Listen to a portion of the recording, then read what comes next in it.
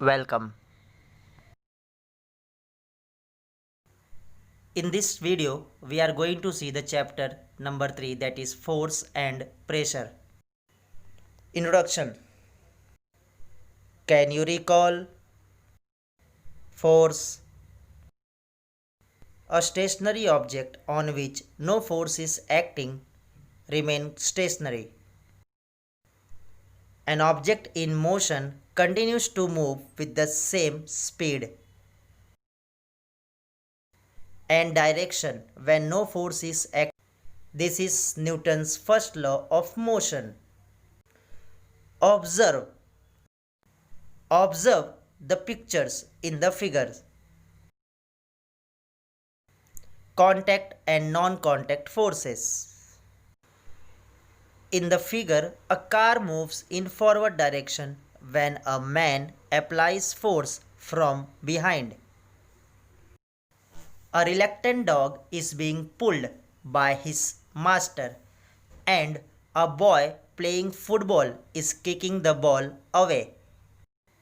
What do you observe from this?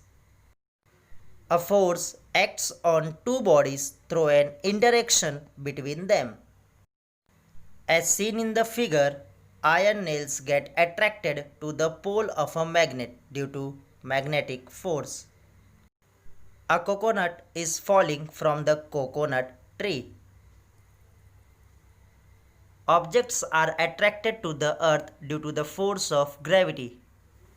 When a comb gets rubbed against hair, small pieces of paper kept on a table get attracted to the comb. The comb has an electrostatic charge and there is an induced opposite charge on the pieces of paper and the pieces stick to the comb. Here induced means produced. In the figure, a force is seen to act through a direct contact of the objects or via one more objects. Such a force is called contact force. In the figure, a force is applied between two objects, even if the two objects are not in contact. Such type of force is called non-contact force. Muscular force is an example of contact force and is applied to objects with the help of our muscles. It is applied in several cases such as lifting, pushing, pulling, etc. On the contrary, forces like magnetic force, gravitational force and electrostatic force act without a contact. Therefore, these are the examples of non-contact forces. When a ball is kept on a table and pushed a little, it moves ahead and gets slow and stops. A car running on a plain road travels some distance and stops after the engine is switched off.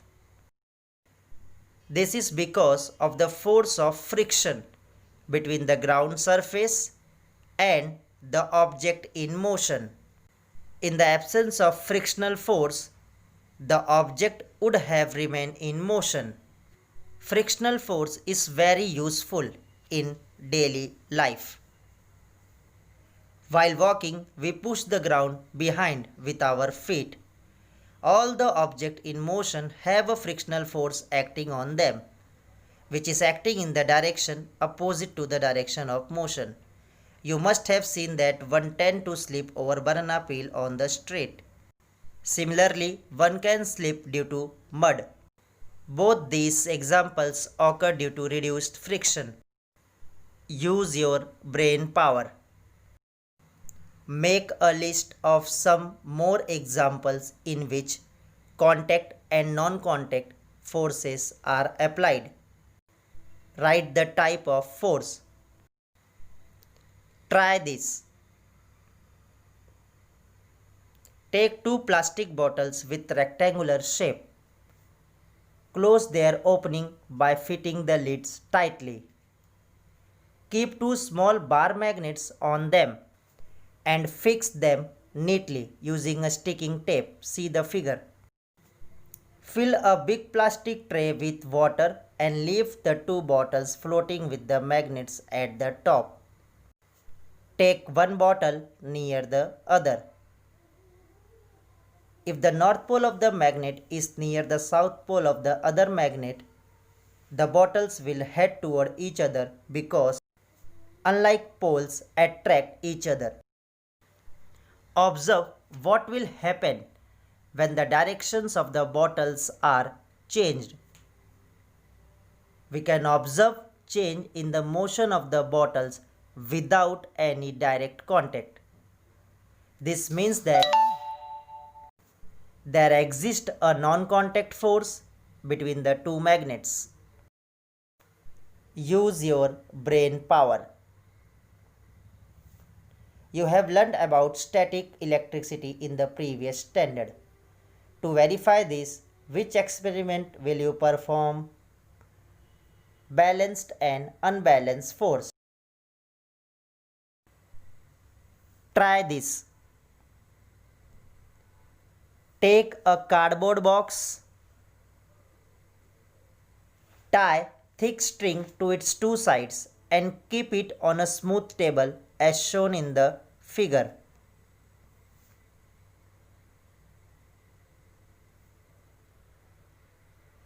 Take the string on both sides of the table. Tie wetting pen to the two ends. Keep equal masses in both the pens. The box does not move on the table. If more mass is kept in one of the pens than in the other, the box starts moving in the direction of that pen. Equal gravitational force acts on both the pen with equal masses are kept in them. This means balance force act on the box with effective force equal to 0 as they are acting in opposite direction. On the contrary, if more mass is kept in one pen than in the other, the box starts moving in the direction of the pen with more mass when unequal forces are applied to the box on the two sides.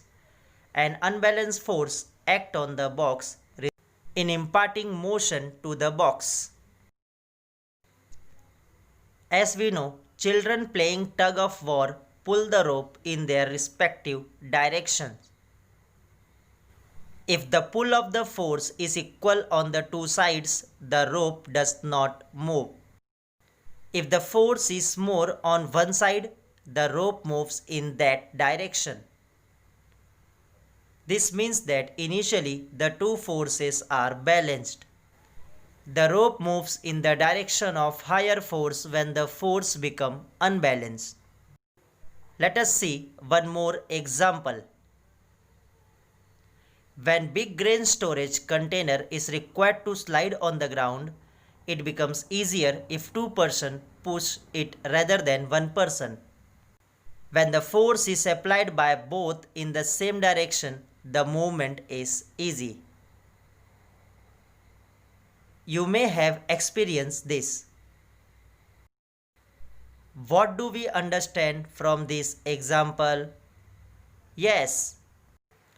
If several forces are applied on an object in the same direction, a force equal to their addition acts on that object. If two forces are applied on an object in direction opposite to each other, a force equal to their difference acts on the object. A force is expressed in magnitude and direction. Force is a vector quantity. When a force is applied on an stationary object, it moves.